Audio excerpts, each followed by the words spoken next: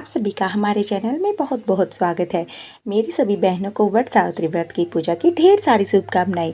उनका सुहाग इसी प्रकार से अखंड बना रहे, माता सावित्री की कृपा सदा सर्वदा बनी रहे। दोस्तों, आज की इस वीडियो में मैं आपको वट सावित्री की पूजा विधि करके दिखाने वाली हूँ कि किस प्रकार से आप साक्षात वट वृक्ष के नीचे बैठ करके पूजा कर सकते हैं।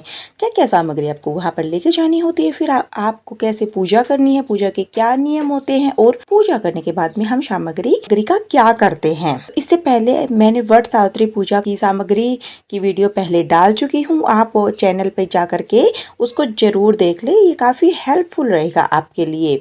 तो सबसे पहले आपको क्या करना है, वट वृक्ष के पास जाना है। अगर आपको वट वृक्ष ना मिले तो उसकी टहनी से भी आप पूजा कर सकते हैं। इससे रिलेटेड कई सारी वीडियो है, लेकिन मैंने सबसे आसान पूजा विधि आपको बता रही हूँ, आपके लिए काफी हेल्पफुल रहेगा। तो दोस्तों, ज्येष्ठ अमावस को वट सावित्री व्रत पूजा विधि की जाती है। इस दिन पद्मावस भी कहा जाता है। दक्षिण भारत की तरफ से ये पूजन ज्येष्ठ पूर्णिमा को किया जाता है, इसलिए इसी वहां पर वट पूर्णिमा भी कहा जाता है। ये जो पूजन है वह दोपहर 12 बजे के बाद किया जाता है।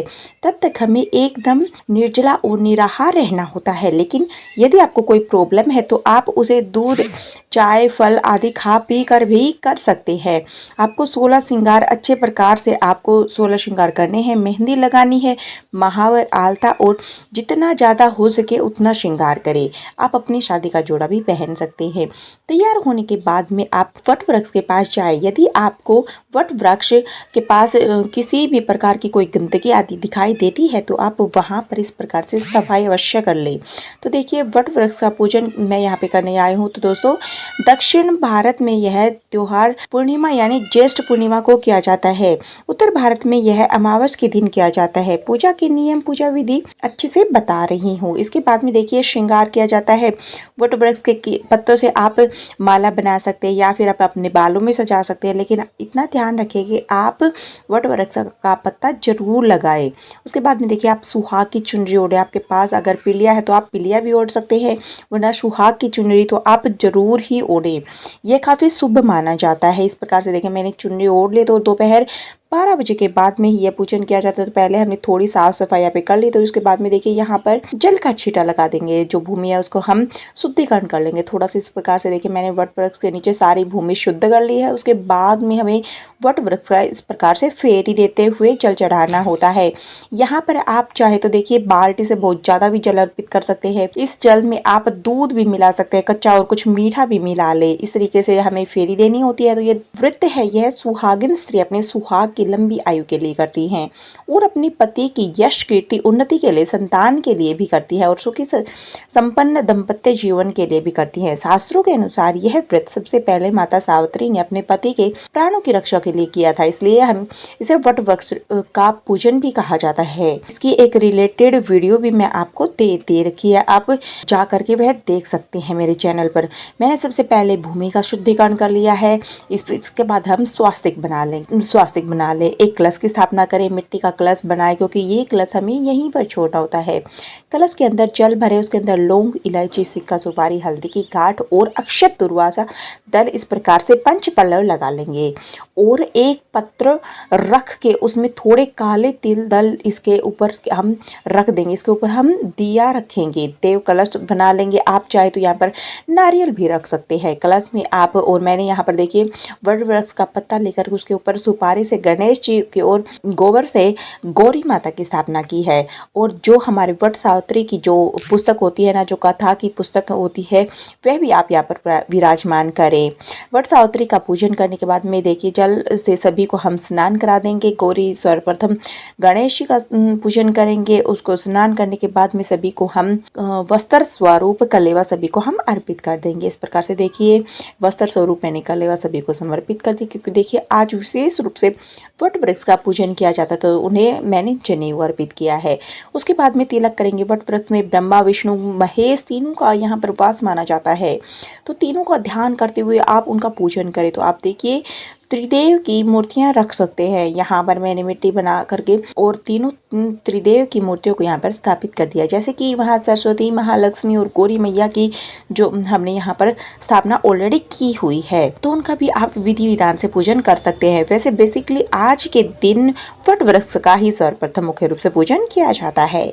उसके बाद में देखिए हमने कलश का भी पूजन कर लिया। सभी को टीका कर देंगे चंदन से, रोली से, हम सिंदूर से अर्पित किया जाता है गौरी मैया को और सावित्री मैया को। उसके बाद में हम घर से बना करके जो अच्छे प्रकार से जो सामान लेकर आते वो अर्पित करते। इस प्रकार से वट वृक्ष पर आप 7 बार 11 बार करके आप जो भी आप श्रृंगार का सामान लेकर आए हैं वह जरूर चढ़ा दे। आप चाहे तो कोई भी चीज हो, वह माता की चुनरी हो, आशीर्वाद के रूप में आप उसको घर भी ले जा सकते हैं। सामान को आप यहीं पर छोड़ दे, गणेश जी को दूर्वा चढ़ा दे, जो भी फूल आपके पास उपलब्ध हो वो आप यहाँ पर अर्पित करें। और वट वृक्ष के ऊपर आप चाहे तो इस प्रकार से देखिए एक वस्त्र अर्पित कर सकते हैं, पीला या फिर भगवा कलर का जरूर अर्पित करें। और एक पंखा, यहाँ पर 2 पंखे अर्पित करते हैं। बास्केट डलिया जो हम लेकर आते हैं, मौसमी फल जो आते हैं उनको अर्पित करें। उसके बाद में देखिए तो देखिए इस प्रकार से आप जो भी भोग प्रसाद जो आप लेकर के आए हैं वे यहाँ पर चढ़ा दे। देखिए मीठे पूड़े जो हम बनाते हैं वो अर्पित करें। और अंकुरित का जो काले चने होते हैं वह बहुत ज़्यादा महत्वपूर्ण होते हैं, वह सभी इस प्रकार से आप अर्पित कर देंगे। इस प्रकार से पूजा करने के बाद में हमें वट वृक्ष को हवा करनी होती है। उसके बाद में इस पंखे से देखिए अगर आप अर्पित कर पाए तो बहुत अच्छी बात है। दूसरी ओर आपको एक पंखी आपको घर लेके जानी होती है, उससे आप पति की सर्वप्रथम हवा करनी होती है। या फिर अगर आपके साथ आपके हस्बैंड आए हुए हैं तो आप वहाँ पर भी पंखे से उनको हवा कर सकते हैं। इसके बाद में हम वट सावित्री मैया को, गौरी मैया को और बड़े बाबा को इस प्रकार से आशीर्वाद स्वरूप उनको हम सिंदूर लगा चढ़ाते हैं, उसमें चुनरी के किनारे। और उसके बाद में उनसे सुहाग लिया जाता है। आप सुहाग 5 बार इस प्रकार से जरूर ले, मांग भरे और वहीं पर बैठ के वट वृक्ष के नीचे और हाथ में कुछ काले चने लेकर के वट सावित्री कथा की पुस्तक में से आप कथा को पढ़ सकते हैं, कथा का श्रवण कर सकते हैं, पाठ कर सकते हैं। इस तरीके से देखिए यह जो कथा होती है यह बहुत ही शुभ मानी जाती है। ये पूजन वैसे तो पूरे ग्रुप में किया जाता है, हो सके तो आप ग्रुप में करें, लेकिन अगर आपके पास कोई अवेलेबल नहीं है तो आप अकेले भी कर सकते हैं। लेकिन इतनी सारी सामग्री होती है तो आपको किसी न किसी के हेल्प की तो ज़रूरत होती है, क्योंकि हमारा ही पूरा एक बाग भर जाता है जब हम इस पूजन के लिए जाते हैं। तो यहाँ पर देखिए कहीं ना कहीं कच्चे सूत से भी हमें फेरी करनी होती है। एक फेरी आप चाहे तो ज़्यादा भी दे सकते हैं। आप कच्चे सूत से इस प्रकार से अटका दें एक साइड से और ऐसे इस प्रकार से आप पूजन करें। देखिए सावित्री मैया का ध्यान करते हुए, वृक्ष का आप ध्यान करते हुए इस तरीके से देखिए फेरी कर ले। इसके बाद में आपको कुछ फेरियाँ आप हाथ में काले चने लेकर भी फेरियाँ कर सकते हैं, या फिर आप पंखे से भी हवा करते हुए फेरियाँ कर सकते हैं। यहाँ पर फेरी आप अपनी श्रद्धा के अनुसार कीजिए। आप 11, 21, 51 विशेष रूप से 108 फेरियों का विधान माना जाता है। जितनी आपकी इच्छा हो आप उतनी फेरियाँ जरूर लगाए। लेकिन इसके बाद में देखिए थोड़ी सी कपूर आप यहाँ पर रख दीजिए, छोटा सा हवन अवश्य कीजिए, क्योंकि अमावस का दिन होता है। हवन के अंदर सामग्री अर्पित करें, जो भी भोग सामग्री उसे आप अर्पित करें। सभी देवी देवताओं का ध्यान करते हुए, पितृदेव का ध्यान करते हुए इस प्रकार से छोटा सा हम हवन अवश्य कर लेंगे। जल का आचमन करेंगे। उसके बाद में हाथ में थोड़े से तिल लेकर के हम इनको तर्पण कर देंगे, क्योंकि सावित्री मैया ने भी इस दिन इन तिलों का तर्पण किया था। उनका ध्यान करते हुए, उनका पूजन करते हुए इस प्रकार से देखिए आप कपूर प्रज्वलित करके सभी की आरती करेंगे, सभी की आरती उतार देंगे। इस प्रकार से देखिए पूजन करने के बाद में, आरती करने के बाद में आप कुछ दक्षिणा अवश्य रूप से यहाँ रखें। यहाँ पर आप दक्षिणा को अर्पित करें। उसके बाद में वट वृक्ष के गले में इस प्रकार से आप अवश्य रूप से आप ये पूजा संपन्न करें। प्राचीन दीर्घायु बरगद यानी कि वट वृक्ष के नीचे बैठ करके यह पूजा करना बहुत ही ज़्यादा शुभ माना जाता है। लेकिन किसी कारणवश आप ऐसा नहीं कर पा रहे हैं तो घर पर आप पूजन सरलता से भी कर सकते हैं। आप घर पर कैसे पूजन करेंगे इसका वीडियो मैं आपको जरूर दूंगी। तो देखिए त्रयोदशी, 14 अमावस या फिर पूर्णिमा तक के 3 दिन यह पूजा की जाती है। जैसे किसी के यहाँ पर कुल परंपरा होती है, आप उसी के अनुसार ही पूजन करें। सुबह सवेरे स्नान करने के बाद में तो व्रत आप कैसे करेंगे उनका संकल्प लिया जाता है, और यह जो पूजन है वह दोपहर 12 बजे के बाद ही किया जाता है। तब तक कुछ भी खाया पिया नहीं जाता। बाकी आपके स्वास्थ्य के ऊपर भी निर्भर करता है। और देखिए अगर आपको पीरियड आते हैं तो आपको कोई ना कोई कार्य ऐसा कर सकते हैं, जैसे किसी और के पास आप पूजन करा सकते सकते हैं। अगर आप प्रेग्नेंट हो तो भी कोई कठिन व्रत आप बिल्कुल ना करें, क्योंकि आप अगर व्रत करना भी चाहते हैं तो डॉक्टर की सलाह लेकर ही आपको यह व्रत करना चाहिए। वैसे आप फलाहारी रहकर भी यह व्रत कर सकते हैं। आपको किसी को देने के लिए थोड़ा बहुत आप दान इस दिन जरूर करें। आप उनको श्रृंगार का सामान चढ़ा सकते हैं, किसी को चुनरी दे सकते हैं। देखिए, यह सब चीज़ें दान करना बहुत ही ज़्यादा शुभ माना जाता है और आप अपने परिवार में महिलाओं को यह सब वितरित कर सकते हैं।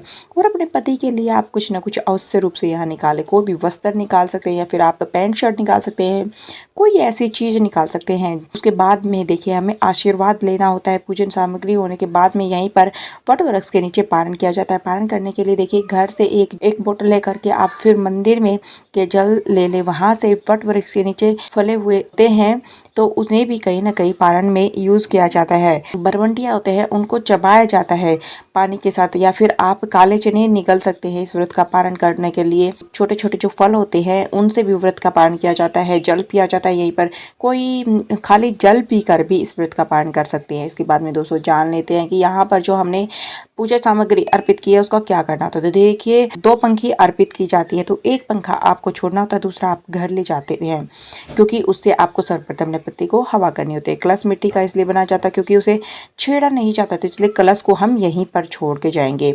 तो किसी के यहाँ पर जो सामग्री होती है बॉक्स की, वह प्रसाद उसमें से लेकर के हम घर ले जा सकते हैं। बाकी सामग्री को यहीं छोड़ा जाता है।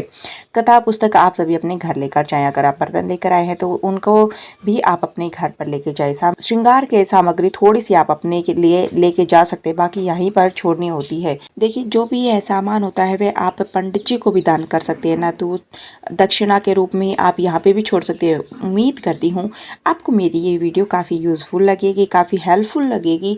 अगर आपको ये वीडियो अच्छी लगी हो और थोड़ी सी भी यूज़फुल लगी तो इसे ज़्यादा से ज़्यादा शेयर कीजिएगा, वीडियो को लाइक कीजिएगा और ऐसे ही हेल्पफुल वीडियो देखने के लिए चैनल को सब्सक्राइब जरूर कीजिएगा। हम आपके लिए काफ़ी मेहनत करते हैं, लेकिन आप सब्सक्राइब करने में फिर भी कंजूसी बरते हैं। ऐसे ही यूज़फुल वीडियो के लिए प्लीज़ चैनल को सब्सक्राइब करें, वीडियो को लाइक करें। Thank you.